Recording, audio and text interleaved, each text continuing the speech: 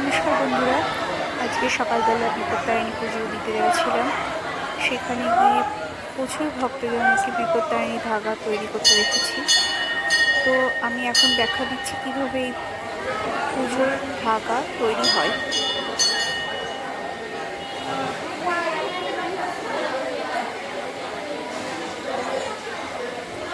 এখানে বিপত্তারিণী পুজোর ধাগা তৈরি হচ্ছে।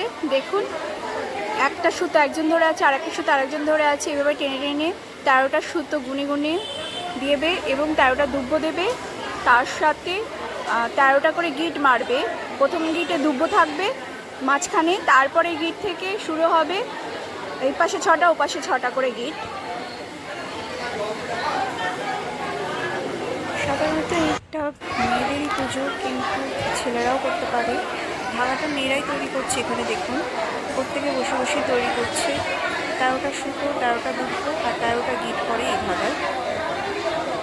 পরপর গিট পড়বে আর মাঝখানে দুব্বোর গিটটা পড়বে। এইভাবে 13টা গিট হয়। 12টা গিট আর মাঝখানে দুব্বোর গিট, আর 13টা করে সুতো, 13টা করে দুব্বো। এইভাবে দুজনা তৈরি করছে। দেখুন, এইভাবে পা দিয়েও করা যায়। দেখুন, 13টা করে নেওয়া হচ্ছে। এবার সুতো গুনে নিচ্ছে